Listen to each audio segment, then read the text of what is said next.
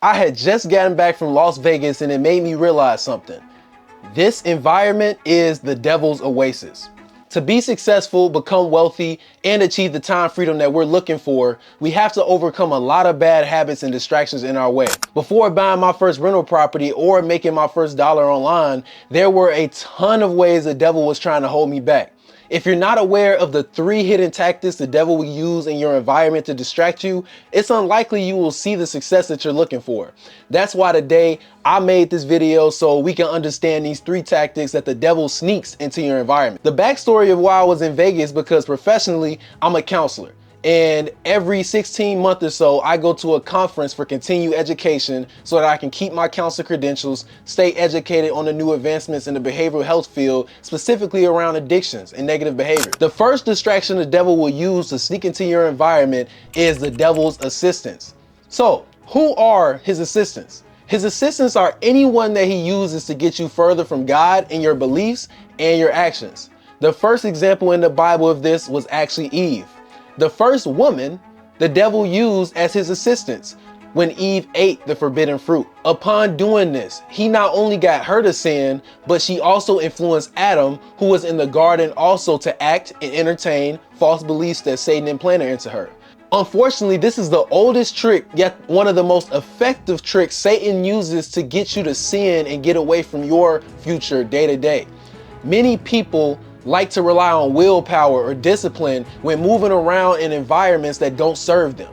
In turn, when you're in a bad environment around negative people doing negative things, that stuff rubs off on you. You start to think that after watching negative behaviors that doing that can't be that bad, maybe I can do this once in a while with friends, or doing this once won't hurt anybody. The reality is these are the beginnings of how all bad habits start. Getting around people who engage in negative behaviors will always make doing the negative act seem that bad. And here's the reason why. Because most actions are not all inherently bad. It feels good to sleep around with women in the short term, but when you're 60 something and you don't have a wife or kids or husband, if you're a woman watching this, and you realize that short-term relationships weren't all that it was cracked up to be. Being around people who engage in these negative behaviors, you see the good without the bad, because you don't have to go home and live with the consequences that this person has to. You're looking at it from the outside false perspective. Just like from Adam's point of view, when Eve ate the apple and she didn't die and nothing seemed to happen, he went ahead and ate it too. Don't let the devil's assistants distract you from having the right beliefs, the right actions, and connecting with the right people. The second tactic is comfort cushions. The second tactic I realize the devil uses in people's environments, I metaphorically refer to them as comfort cushions. The comfort cushions manifest in your life in 2 ways: halted growth and delayed consequences. Just like with devil's assistants, you have things that will try to stop you from doing the necessary actions that lead to success. But what if you were the one slowly falling asleep at the wheel about to crash because you got too comfortable? Let me give you the facts about personal growth. It's uncomfortable. Personal growth requires us to stretch ourselves outside of what we're used to and go into new territory, and comfortability is your worst enemy. Halted growth happens when you get so comfortable at a certain level you've reached that you stop your own growth. I experienced this after buying my first rental property. I was feeling good, learning how to be a landlord, managing property, etc., etc. I got a girl soon after and just got comfortable. This is a trick.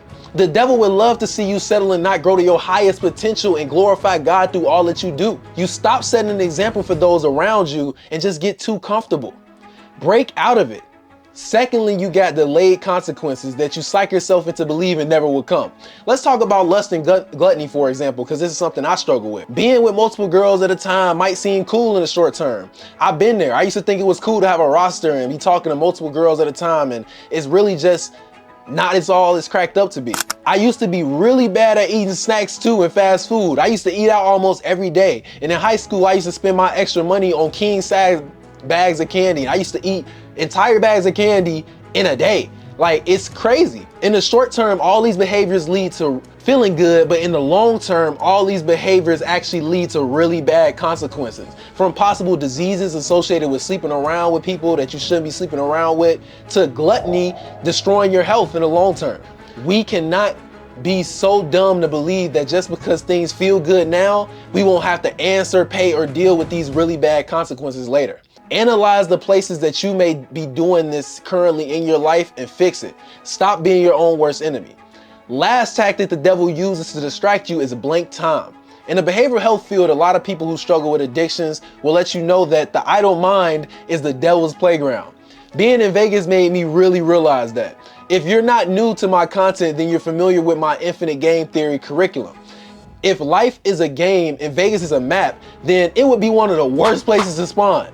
If you're wanting to avoid distractions, then in Vegas, you got girls selling their bodies, public nudity, gambling, and just every other distraction under the sun you can think of.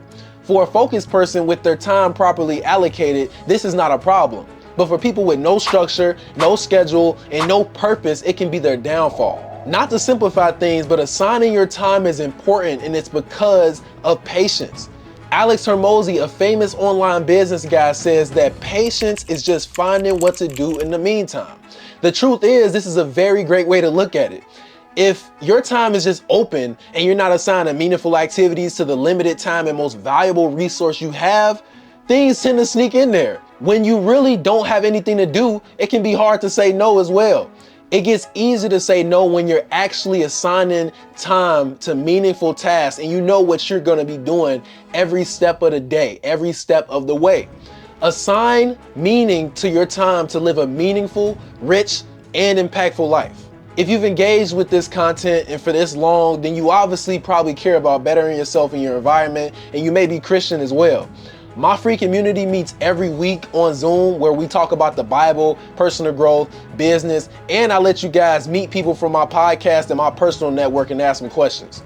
If you would like to join and be a part of that, please subscribe here. Follow me on Instagram at ITSKUYE and DM me, and I'll send you over access immediately. Thank you, brothers. Peace. Brothers and sisters. Yeah, peace.